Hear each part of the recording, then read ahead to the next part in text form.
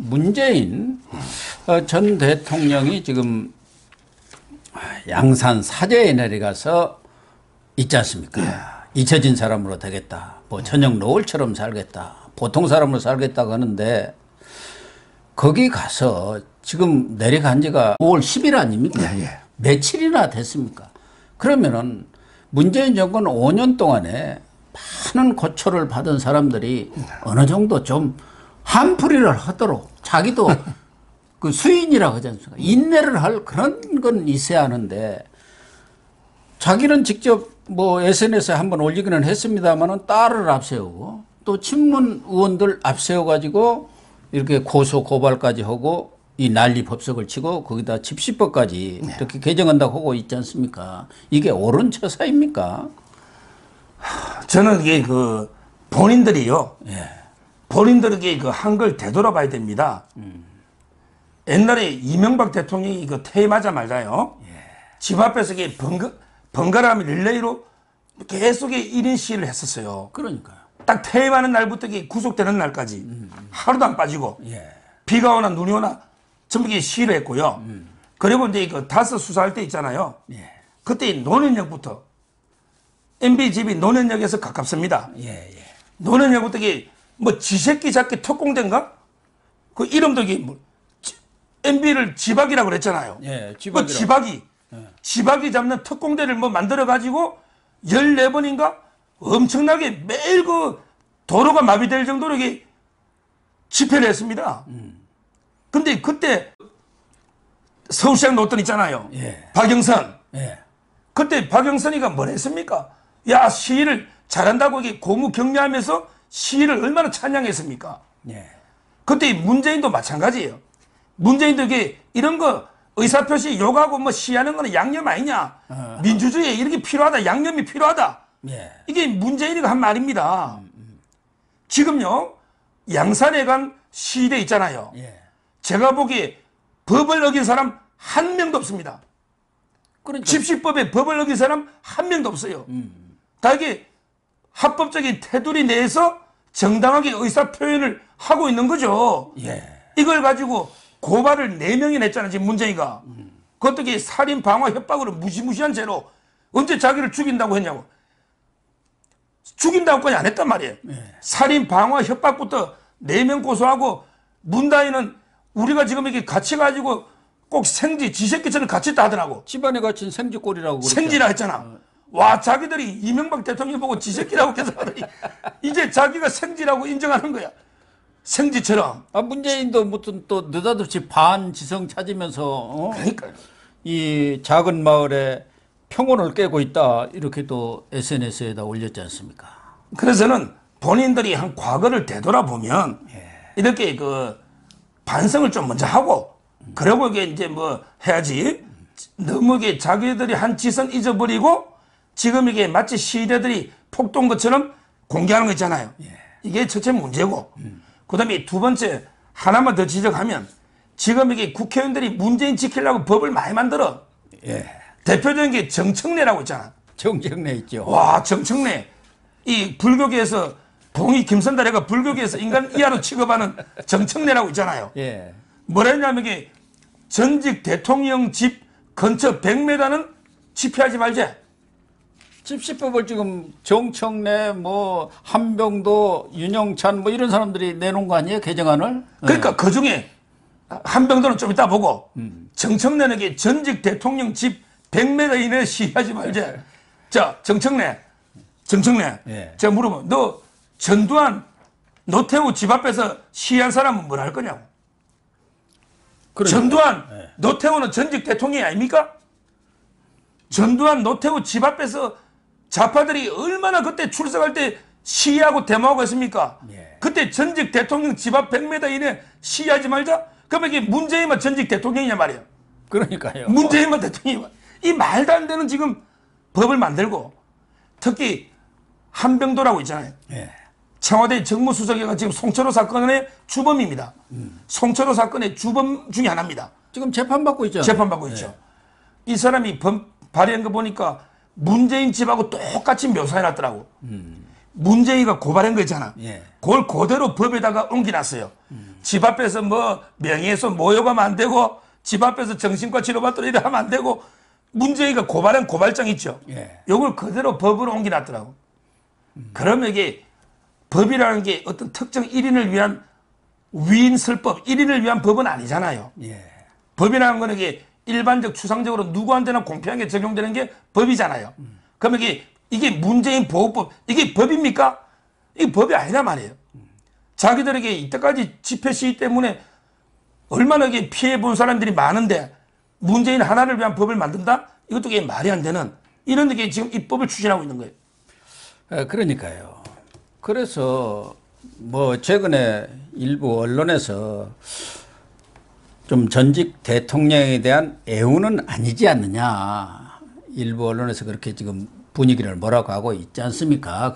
그런데 그런 것에 조금 영향을 받았는지는 모르겠지만 오늘 중앙일보를 보니까 윤석열 대통령도 이런 의사를 표명을 했다. 이렇게 보도를 했더라고요. 물론 뭐 전직 대통령이든 뭐 개인이든 간에 뭐 문제가 있으면 법으로 따질 일이지 가서 폭력적인 그런 시위를 해가지고 위협을 한다든가 그런 것은 바람직하지는 않은 거기 때문에 윤석열 대통령도 원칙적인 그런 차원의 뜻이 아니냐 그런 생각도 듭니다만 그걸 또 대서특필을 해놔가지고 또 일각에서는 약간 또 오해를 할 수도 있지 않겠냐 하는 생각도 좀 들더라고요. 저는 그래 봐요. 옛날에 이거 로마 시대예요. 예. 로마 때 이거 마르쿠스 아우렐리우스라는 황제가 있잖아요. 예. 로마의 예. 오현제. 예. 로마의 유명한 5명의 현명한 황제가 있잖아요. 예. 뭐 트라이아누스 제가 존경하는 하드리아누스. 예. 그리고 이게 마지막에 마르쿠스 아우렐리우스. 우리 네트 하안마 5명의 로마 오현제 황제가 있는데 마르쿠스 아우렐리우스가 뭐랬냐면 최선의 복수는 적들과 다르게 되는 것이다. 예. 적들이 잘못했다 해서 똑같이 보복하는 거는 그건 저는 저도 반대합니다. 예. 그래서 원래 이게 최선의 복수는 적들이 잘못하면 우리는 똑바로 하는 게 적들과 다르게 되는 게 최선의 복수다. 저도 공감합니다. 네. 근데 그래서 저는 불법으로 하자고는 안 합니다. 저 문재인 좌파는 불법으로 박근혜 사저, 이명박 사저 불법으로 한 거예요. 예, 예. 그럼 저는 이게 불법으로 양산에 문재인 사저 가지 말아요. 불법으로는 하지 말아요. 그지? 허가받고 이게 합법적으로 해라. 예. 다만 합법적인까지 막으면 그거는 표현의 자유를 침해하는 거 아닙니까? 예, 예. 그 점이 저는 다르다 봐요. 지금 제가 알기로는 양산은 3.1운동만큼 이게 평온하게 합법적입니다. 우리 3.1운동 때 불법한 사람 없어요. 따라서 저는 크게 너무 걱정할 필요가 없고 뭐 이 정도는 이게 수인할 수 있는 범위다. 저는 그래 봐요. 이런 여론 때문에 그런지 양산 경찰서에서도 지난번에 한병도, 윤영찬, 윤건영 그 친문 의원들이 찾아가서 항의를 한 그런 때문인지 코로나 백신 피해자 가족협의회에서 집회를 하겠다고 신고를 했는데 그것도 금지를 통고하니까 그 사람들이 그 벽에다가 쇠고랑을 뭐 잔뜩 이렇게 걸어가지고 쇠고랑 시위를 또 이게 침묵으로 하는 것도 이렇게 언론에 나온 것을 봤는데 윤희숙 전 의원이 오늘 이런 얘기를 했더라고요. 노조가 주택가에 와갖고 그렇게 시위하는 거 이런 것에 대해서는 왜 당신들은 아무 얘기가 없느냐.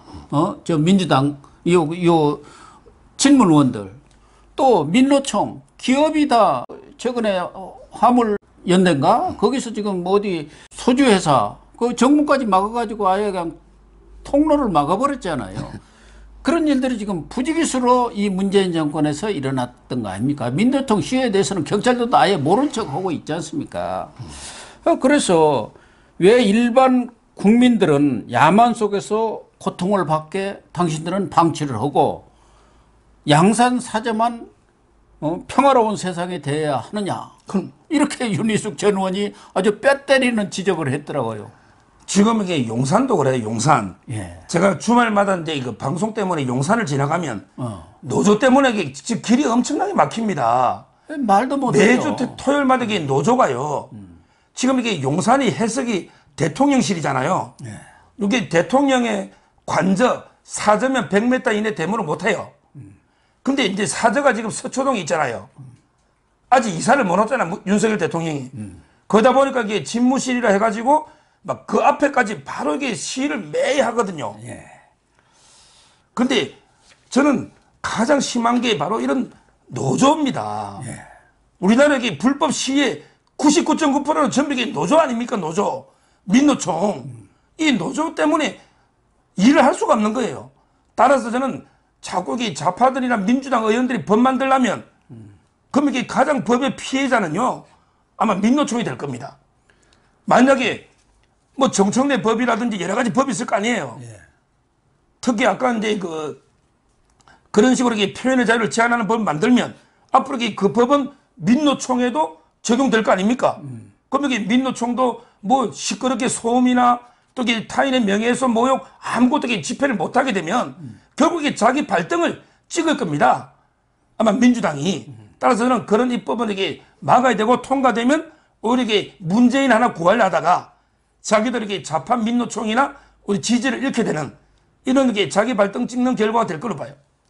그러니까 이 문정권은 그 민노총이 사실은 문정권 탄생의 1등 공신 아니었겠습니까? 그렇기 때문에 민노총이 사실은 문정권 위에 있었어요. 위에 있어가지고 걸피도 이제 청구서 내놓는 것 아닙니까? 아니 당신들 우리 때문에 집권했으니까 우리를 보호해라. 그러니까 민노총이 아마 거의 뭐 문정권에서는 성역이 되다시피 했지 않습니까?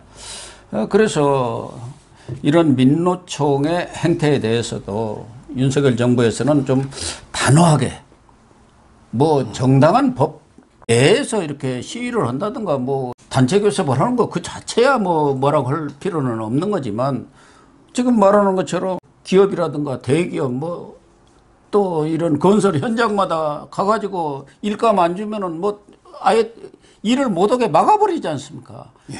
이런 행태들에 대해서는 윤석열 대통령이 법치를 강조를 하고 있기 때문에 좀 단호하게 대처를 해줘야겠는데 지금 경제가 엉망인 거 물가가 오늘 또 뭐 윤석열 대통령이 며칠 전에도 얘기했잖아요.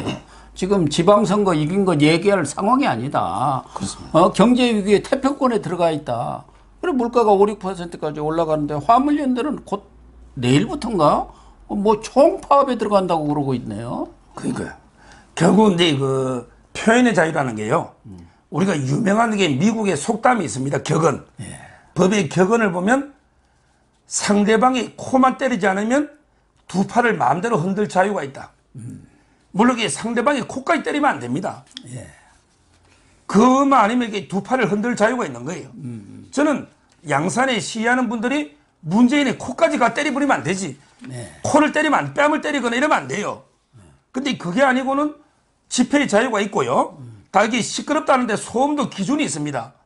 다 이게 재보입니다. 데시벨 재봐가지고 몇 미터 얼마 이하의 소음이 허용되는 거예요. 예. 그 기준을 준수하는 거예요. 그리고 이게 모든 걸 다 이게 거리라든지 다 기준이 있거든요. 따라서 저는 무조건 이게 금지하는 게 능사가 아니고 예. 법에 따라 하는 거고 그리고 이게 문재인은 또 이게 자기는 뭐 욕설하나 모욕하면 이게 법으로 막 대응하고 있잖아요. 그렇게 또 뭐 욕설은 법으로 따로 이제 별도니까. 하여튼 집회와 시위는 저는 최대한 이게 보장이 돼야 된다. 법을 어기지 않는 이상은. 네. 그게 자유민주주의 미국의 수정헌법 1호가 1조가 바로 이게 표현의 자유 아닙니까? 그렇죠. 따라서 표현의 자유를 제한하려는 어떠한 문재인을 보호하기 위한 이런 게 입법도 국회를 통과해서는 안 된다. 저는 그래 봅니다.